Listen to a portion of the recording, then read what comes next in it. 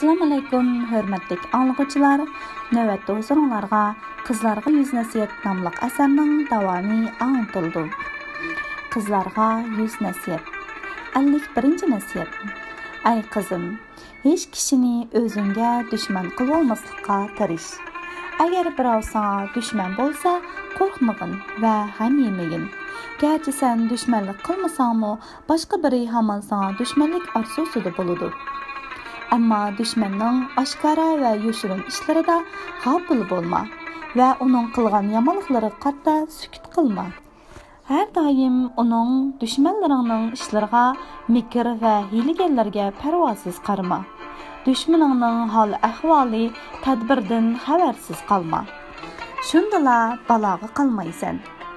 Kəmbəğal bolsanmı özünü düşmanınğa ulu bay görsət. Himmetlik hem cüretlik bul. Öz onu hergizmo düşmanınga töven ve yoxsul körsetküçü bolma. Düşmanının düşmanlık işensi küçüğü almışsın. 52-ci nəsihət. Ay kızım, düşmanның yaxşı muamelesi, yaxşı qılıqı ve tatlıq gəp sözlərə köngül bağlama. Ve bu köngül tana biğiga bağlanıp quduqqa düşüp ketmə. Yani düşmanının məsləhət və kengişiyə aldanıb qalma. Əgər düşmanından şeker etisən, zəhər bilgin. Yani düşmanından bulbulның navasıdək nava yetse, onu köngülның cərahatləndirgücü zəhərlik ya oqi dəb bil. Əlbəttə, düşmandan qorquş gerek. Deyilur ki, iki kişiden qorq, biri zalim düşman, yana biri vapasız yer. Düşmanın bilen aşkara rəqabətdə bol. Lekin onu aciz görmə.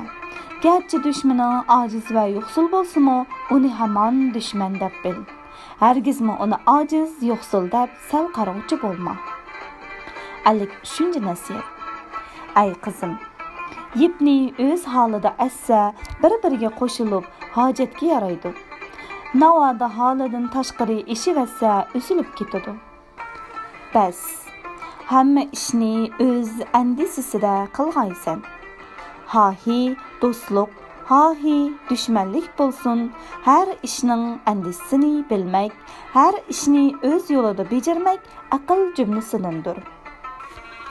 Acizlərinin iğrini kötürgin, gədəngeçlərə gədəngeçlik qıl. Hər qandaq iş qılğanda adamgerçilik tariqini saqlığın. Gazibin kelgen vaqtda sabrini özünge vacib bil və öz onun miqdarını tunu. Hər kişi öz miqdarını bilməsə, adamilikdən çəkinib ketidu. 54-ci nəsihət. Ay qızım, falaketga yoluqishni istəməsən, mağrur və mutakabbir bolma. Rahatda yaşashni istəsən, dilingni herisdən pak qil. Xar zarlıq istəməsən, təmərgər bolma. Özünge yaxşılıq qilishni istəsən, yaxşılıq qil, heç kimə azar vermə. Yaxşılıqni uluq iş dəb bil. Qadir qiymətingning işini xalasan, uluq hikmətlik bol. İşləringning pushayman bilan natijalashini xalamasan, avval yaxshiroq o'ylanib, dana tajribaliklar bilan kengashib, andan ishga kirishgin. Özünü həmməylərinin yaxşı görüşünü xalasan, xuluq micazını düzət, ədəblik, tərbiyelik bol. Abroy və izzət hörmətə ega bo'lishni istəsən, halal əmgək qil, fidokorlik bilan ishla. 55-ci nəsihət. Ay qızım, hammaning oldida ishonchlik, mərğub və məqbul adam bo'lishni tilasan, yolg'onchilikdan saqlan. Çeqimçi, ig'vogar bolma. Ma'nisiz, tuturuqsiz sözlərini sözləb yürüşdən həzər qıl. Mubada o'ng'aysiz holda qalsan, ishingda muvaffaqiyatsizlikka uchrab, qayg'u hasrat ichida qalsan, dard faryod qilib yurma. Sabr qil. Qiyin ahvoldan qutulish chorasini qil. Agar bir odam namratlikni normal ahvol deb qarab, uningga shukr qilib o'ssa, u namratlikdan mangu qutula olmaydi. 56-cı nəsihət. Ay qızım, to'g'ri söz ko'ngilga ochiq tegar. Hazm qilalsan, onun mənfəəti məzə berar. Toğruluq bolsa məqsədə yetkizər. To'g'ri kishi qayerdala bo'lsin, uning kunlari baxtiyorlik ichida o'tar. Yo'ruq kunlari qorong'ulashmas. Xalqqa manfaat yetkazgan kishi chin kishi sanalar. Uyatsiz kishi kishilarning pastkishi bo'lib, uning tili to'g'ri so'zni so'zlamas. Kishilarning sarxili sadoqatli kishilardir. Odam farosatli bo'lsa, ishni obdan o'ylanib puxta qiladigan bo'lar. Mal, boylik to'plashga ortiqcha berilma.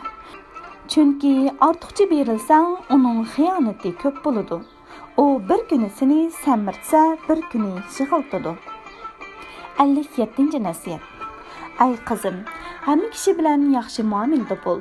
Hech kimni o'zingga dushman qilma. Sabrlik, ig'irchiliklarga chidamlik va g'ayratlik, jur'atlik bo'l. Shu xislatlarga ega bo'lsang, har qanday ig'irchiliklarni yengalaysan. Yomon ishlardan parhez qil. Go'zal axloq, tarbiyalik bo'l. Shundala yaxshi xuluq mijozing bilan xalqning muhabbatiga erisha olaysan. 58. nasihat. Ay qizim, yolg'on so'zlagan turuqliq, mening deganlarim to'g'ri deb qasam ichma. To'g'ri so'zlagan bo'lsangmi, buningga qasam ichma. Kundalik kirim chiqimning daftarga yozib turishni odat qil. Chiqimning kirimingdan ortiq bo'lmasin. Qanoatchan bo'l. Hech kimdan bir narsa tama qilma. Ko'zingni ochqinki, olamga haqiqat nazari bilan qara. O'tganlardan ibrat ol. Kishilar bilan aytishib, san-pan deyishib yurma. Ko'nglingni gina, adovat va husumatdan parhez qil. Urug' tuqqanlaringni unutma. Do'st og'aylaringning haqqiga hurmat qil. Yaxshi so'zlaring, obdan ishlaring bilan hammaning izzat hurmatiga sazovor bo'lishga tirishqin. 59. nasihat. Ay qizim, tirish. Har qanday ishda ko'proq izdan. Agar mard sexiylik yo'liga kirsang, hamma odam sana ko'z tikadigan bo'ladi. Shunga imkoniyatingning boricha 3 ishdan o'zingni saqla. Biri, ko'rishga bo'lmaydigan narsaga ko'z solma. Ikkinchi, tutishga bo'lmaydigan narsadan qo'lingni tap. Uchinchi, demaslikka tegishli so'zdan tilingni yig'. 3 narsani do'st dushmanga ochiq tut. Biri uyingning eshigi, biri dasturxon, yana biri hamyonning eg'isi. Ammo har qachon yolg'on aytmag'in. Chunki barliq nomardlikning asli, ya'ni manbasi yolg'on aytmoqdir. Agar birisi sening mard va sexiylikqa ishonsila, mayli u sening do'sting bo'lsin, mayli zo'r dushmaning bo'lsin, vaqti kelganda o'zini sana ataydi. 60. nasihat. Ay qizim, tirishmoqlik deganlik harakatchanlik, g'ayrat va chidam bilan ishlamak demakdir. Bu sifat eng go'zal sifatlardan bo'lib, hikmatga tavardir. Himmati cho'ng odam jon jahli bilan ishlashda jafo tortishdan qo'rqmasin. Chunki har qanday ish ikki ehtimoldan yiroq emas. Agar tirishmoqligi orqasida tilga yetsa, bak yaxshi. Agar yetolmasa, aqllar oldida o'zlilikdir va uning ulug' maqsad yo'lida himmati yuqori ekanligini xalq taqdirligay. Hurmatli anglovchilar, bugungi anglitishimiz mushu yerda oxirlashdi. Davomi ata mushu vaqtda huzuringlarda bo'lg'usi.